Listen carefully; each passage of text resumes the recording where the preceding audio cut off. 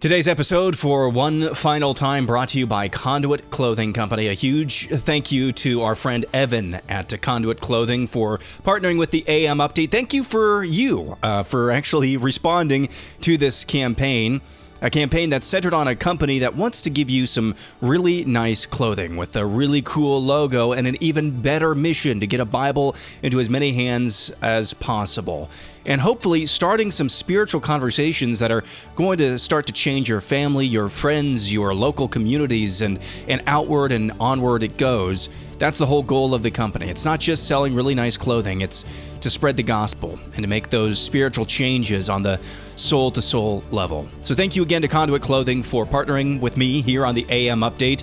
Reminder, there's still time. You can go to conduitclothing.com, peruse their excellent catalog of clothing. Use the promo code AM Update for 10% off your order at conduitclothing.com. Find out what it means to be a conduit for Christ. Conduitclothing.com, promo code AM Update. It's Thursday, December 11th, 2025, clapping back at Candace, Escalation in Venezuela, and with friends like these, next on the AM Update.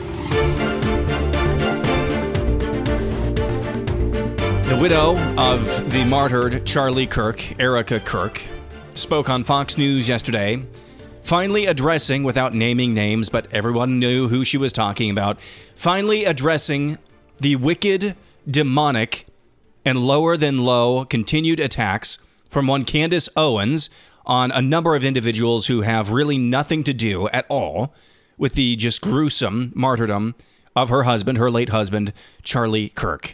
Here's Erika Kirk on Fox News yesterday, and just a portion of what she had to say about the ongoing onslaught that she and her family at TPUSA have had to endure in the aftermath of her husband's death. This is righteous anger because this is not okay. It's not healthy. This is a mind virus. Yes, I believe in our judicial system. I do. We have a hell of a team working on this. Excuse my French.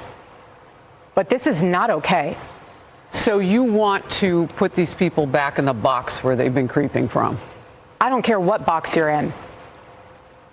But just know that your words are very powerful, and we are human. My team are not machines, and they're not robots. They are human. We have more death threats on our team and our side than I have ever seen. I have kidnapping threats. You name it, we have it. And my poor team is exhausted, and every time they bring this back up, what are we supposed to do, relive that trauma all over again? They watched my husband get murdered. I have no idea how I would have reacted if I was there that day. And thank the good Lord that I did not have to see that happen. But my team, they are rocked to the core. So why every single day do they have to be dragged through the mud, analyzed, hyper-analyzed? You know, the conspiracies that are out there, all of the like, do you think that there is more of it now because you do shine your light? I mean, did people just expect you would just go away? I don't know what they expected. They pick on you because of your accessories. I mean, I've seen some of it. Oh, yeah. No, at this point, it's what the conspiracy collection. Get it before Christmas. Like, seriously. Wow. If you want to find and pick me apart, go right ahead. I do not care. I don't. This was happening before Charlie was murdered. Both of us have been through the ringer of people will call you whatever they want to call you. Erika Kirk, the widow of the martyred Charlie Kirk, speaking to Harris Faulkner on Fox News yesterday, addressing the ongoing, just never-ending steam and smear of absolute fecal matter that has been directed her way, her family at Turning Point USA's way. You heard her notice, you heard her say there, this is all being driven by Candace Owens, by the way, in large part by Candace Owens. You heard her say there, and you heard Charlie Kirk's producer, Blake Neff, say last week, they are facing more threats, more harassment after this, in reaction to these conspiracy theories that are being populated and propagated out there by these aforementioned individuals. They are facing more harassment and threats from these people than they ever have from Antifa or the left, the supposed left, as if there's much of a difference anymore between whoever or whatever Candace Owens is and the actual left. You know, I think a question that we need to start asking people who show up in your feeds, who believe some of the things that Candace Owens is saying, who think all that she's doing is just asking questions. I think you need to start asking this question of them. What evidence could be produced to convince you that Candace Owens is not telling the truth, or is wrong, or is not doing the right thing? What evidence could be produced to convince you of that? I think that's a question that we all need to start asking some of these people. Showing up in my feeds and your feeds. I know they're showing up in your feeds as well. I don't care how many followers you have. It's everywhere. 3 months after an event that should have brought at least one half of the country together in lockstep has now done more to divide whatever is what's left of America than maybe anything in my adult lifetime. Good for Erika Kirk for speaking up, finally. I hate that she even had to do that on the 3-month anniversary of her husband's martyrdom. And after claiming that if Erika Kirk ever said or ever indicated that she should stop asking questions, that's what Candace said about a month and a half ago or so. If Erika Kirk comes out and says, hey, cut it out, I'll cut it out. She said that. Well, just hours after Erika Kirk made those comments, Candace Owens was out there again, drumming it up, hamming it up. The title of her live stream yesterday, Erika Kirk goes off on conspiracy theorists.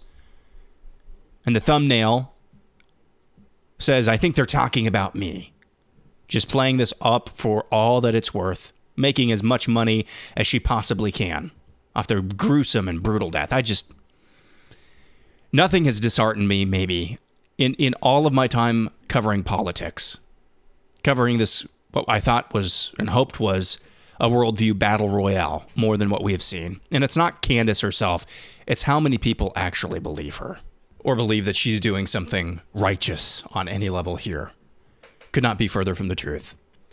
Let's move on into the political world. Talked about this in passing yesterday. President Trump visited Pennsylvania, Mount Pocono in Pennsylvania, to what felt like begin a barnstorming tour for the midterm elections that taking place in about 11 months or so. His chief of staff at the White House is Susie Wiles, and she discussed what the campaign strategy should be for the midterms for Republicans. He's going to have a fun next year, but we're going to put him on the campaign trail too. Typically, just a little bit of campaign speak, if I may. Yeah. Typically, in the midterms, it's not about who's sitting at the White House. It's you localize the election. Right. And you keep the federal officials out of it. We're actually going to turn that on its head. Good. And put him on the ballot because so many of those low propensity voters are Trump voters. Yes, they are. And we saw a week ago Tuesday what happens when he's not on the ballot and not active. So I haven't quite broken it to him yet, but he's going to campaign like it's 2024 again. Oh. For all these people that he helps. He doesn't help everybody, but for those he does, he's a difference maker. And White House Chief of Staff Susie Wiles discussing what the plan is for President Trump and for Republicans in the midterm. President Trump going to go back on the campaign trail, campaign as if it's 2024, and make sure that he is on the ballot. And that analysis is right on the money there, because we've seen this over and over and over again for the past decade. When Trump is on the ballot, lots of people come out to vote for him. When he's not on the ballot, people really, really dislike the Republican Party. Not too difficult to understand there. So the idea is to put Trump back on the ballot across the country, nationalize a midterm, which is usually a localized election. I like that idea. However, if we're going to have more and more clips like what we had the other day, where President Trump was asked to grade the economy and he said A++++++, I'm not totally sure that that's going to be a great strategy in the long run. Other news yesterday, the Federal Reserve cut interest rates by 25 basis points. Here's Fed Chair Jerome Powell. Conditions in the labor market appear to be gradually cooling, and inflation remains somewhat elevated. In support of our goals, in light of the balance of risks to employment and inflation, today the Federal Open Market Committee decided to lower our policy interest rate by a 0.25 percentage point. As a separate matter, we also decided to initiate purchases of shorter-term Treasury securities solely for the purpose of maintaining an ample supply of reserves over time, thus supporting effective control of our policy rate. Fed Chair Jerome Powell discussing the announcement of a cut of interest rates by 25 basis points, a quarter of a point.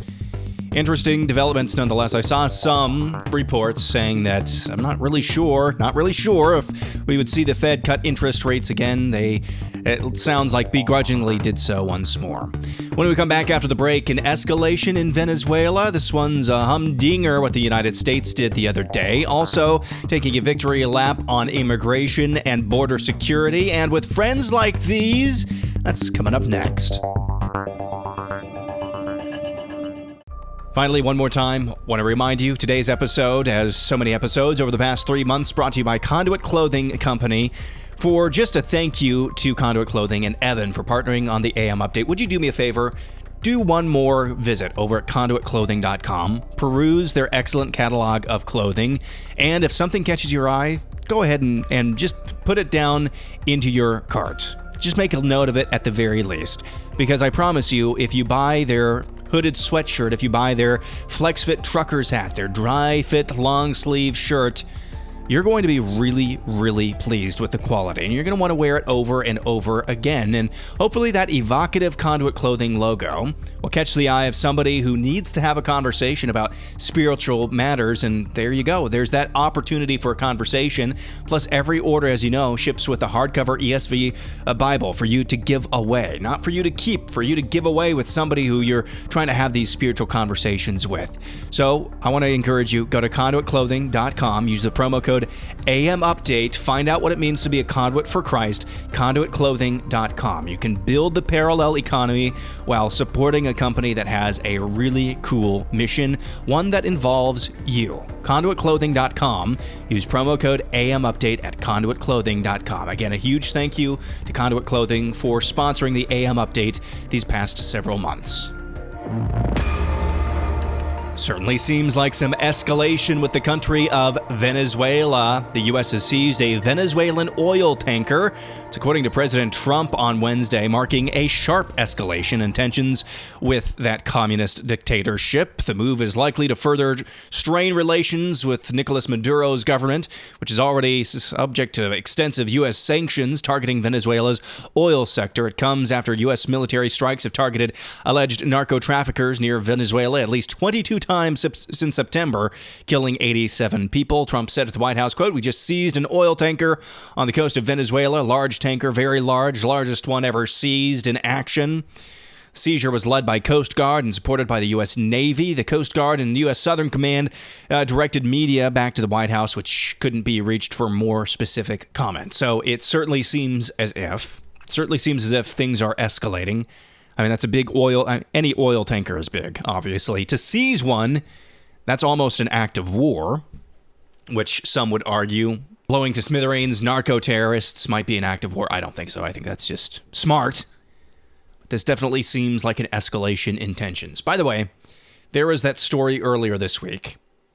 I think I mentioned it in passing on the AM Update about the chips, the microchips, the NVIDIA, those high-tech chips that the United States all of a sudden is going to be allowing their sale of to China after previously blocking China from acquiring these cutting-edge technological microchips.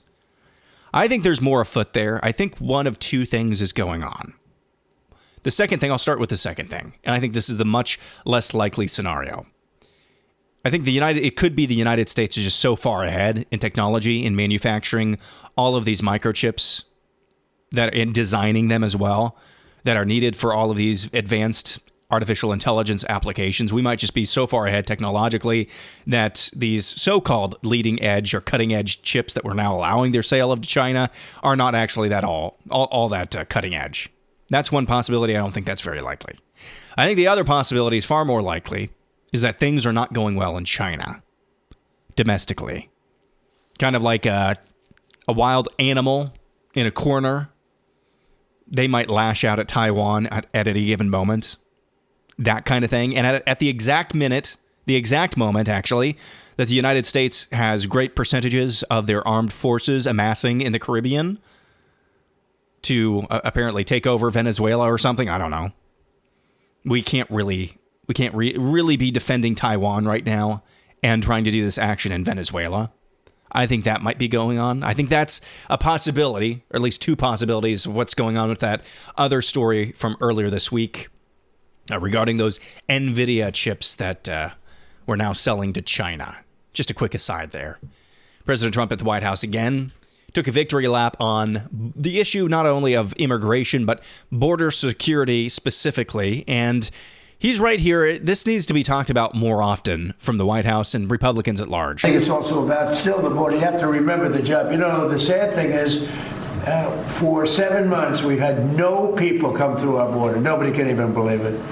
0 people. And the people that do that are largely Democrats, which the people that do the stats. We've had no people come in other than coming in legally. But if you take a look, and nobody wants to talk about that. In fact, last night I said, let me talk about the border. My own people told me, sir, nobody cares about the border anymore. You've fixed the problem. I said, do I get a little credit for fixing a disaster where millions of people a month would flow into our country? Well, he does deserve credit for that. And whoever told him not to talk about that should probably be fired. Because it is astounding. And yes, it is within the purview of the executive to be able to enact border security. That is good. But the starkness in difference from just 1 year to another in what's going on specifically with our southern border, it seems like a distant memory when we'd have all of those pictures, all of those scenes of places like Eagle Pass just filled to the brim with would-be illegal aliens that were being processed one by one to come into our country. Let's go to this with friends like these. Utah Governor Spencer Cox at it again. He had a joint interview with Democrat Pennsylvania Governor Josh Shapiro. They were asked about 2028 and potential presidential candidates. Listen to Spencer Cox here. Do you think he would be a good president? Yeah, I do. I have to tell you, I think I'm very biased towards governors. I think governors make the best presidents. I just do. I think for this very reason, we always say that potholes aren't partisan. As governors, we actually have to accomplish stuff. And our system was set up for the states to be laboratories of democracy, so that we could learn from each other and steal ideas. And that people vote with their feet now. If your state isn't performing, they will move to another state. And so I've been very impressed with what he's been able to do on the economy with permitting reform, cutting regulations. That sounded like red state stuff, and he's doing it, and that's impressive to me. Utah Governor Spencer Cox absolutely glazing Democrat Pennsylvania Governor Josh Shapiro, who just a couple of weeks ago signed a bill that makes it illegal for people to discriminate based on hairstyle because priorities or something. I mean, Josh Shapiro, he's not probably the most left-wing governor. He's probably not the most left-wing Democrat in the country. But saying somebody is not the most left-wing in the year 2025 means they're still pretty freaking far left. And there is Spencer Cox, the governor of one of the reddest, or at least in name only, one of the reddest states in the union, Utah, just glazing. Yes, I think Josh Shapiro would make an excellent president. Get out of here with that. And now here's this. This story caught my eye out of Florida. A father and son ran out of gas in the Everglades. Listen to this story. This is from WMGT TV. I believe that's in Georgia, actually. Yeah, it's in Macon, Georgia. This is who originally had this report. Father, son, they got stranded in the Everglades as night started to fall. Take a listen. Yep, I got hands up waving. Roger. A high-octane rescue of a father and son in the Everglades, caught on camera. Watch as police spot the pair who were stranded in a preserve. The video showing the dramatic moment they were hoisted to safety. Letting them get a chance. It all started after a ride on an ATV took a turn. My four-wheeler ran out of gas. We got stuck in a mud hole. Out of gas and out of options, they called 911. We're just here stranded. pretty far and almost out of water with my son. We have no food and no water, no flashlight. The father telling the operator the pair burned through their gas as they tried to get out of the thick mud. He lost his shoes in the mud, too, so we're barefoot. You can see the fire they started to stay warm. But the sun's going down and the alligators are hungry, buddy. That fire helped the Collier County Sheriff's Aviation Unit find the pair and pull off the high-stakes rescue. Pretty clear of obstacles, but we're good right here. They're not spinning. The sun's going down and the alligators are hungry. I mean, my goodness. Father and son got stuck. Their ATV got stuck in the Everglades as the sun started to set. I'll tell you what, my palms start to get sweaty when I'm stuck in the swamp playing Red Dead Redemption 2 late at night. I mean, my palms get sweaty when I'm in the swamp in a video game. I can't imagine being in a real life Everglades as the sun goes down, trying to scrounge together a fire to keep warm and keep the gators away. Goodness gracious, father-son fortunately rescued. The fire that they built seems like it helped them be found. So good for them. Glad that they got out of that with no missing appendages, thanks to the gators. And finally, our poll of the week, probably our most serious one of the year. And our final poll of the week of the year, we need a ruling. I said, what is the most hands down best part about the Christmas season aside from Jesus, family, friends, etc.? Gave you 4 options. Candy or food that you do that's special around Christmas. The Christmas tree, the decorations, the overall vibe. Vacation time for a lot of us away from work. Or the random traditions. Because I know that's everybody kind of has their own traditions around Christmas. In 4th place, this kind of surprised me. People say candy or food are their favorite things or the best part about the Christmas season. Only 7.8% said that. That's in 4th place. In 3rd place, vacation time. 17.6% said that's their favorite part about this time of the year, having an excuse to get off of work.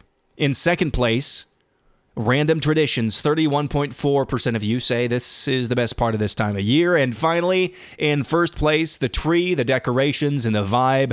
That's what's the best thing about this year, this time of year. 43.1% say that. Kay Adkins says all those are what make Christmas so special, the overall vibe of joy that flows through all. Again, all of these are related. All of these are vibes. Dylan says, I finally get a break long enough to play enough golf and get some projects done. Much warmer here in OZ. Shulva says, even with the Mariah Careys bringing the average down, the music you hear in public spaces is so much better than the rest of the year. Yeah, I should have put music on there as well. That's a pretty big part of this time of the year as well. Well, thank you for voting in this week, the final week of our poll of the week. I really like these opportunities that we can all kind of interact together. Those are kind of the opportunities we have on Thursdays and Fridays to kind of talk, actually have a conversation, not just a one-way conversation. And I've really enjoyed these polls of the week. We'll continue that on into the new year. Tomorrow is the final Ask or Tell Me Anything. You can ask me any question you want. Tell me any news story you think needs covered on the AM Update. Make your submissions. Look for the pinned post at Real AM Update on X. Hope you have a wonderful Thursday. Back at it again with one final episode for the year tomorrow. I'm Aaron McIntyre, and this is the AM Update.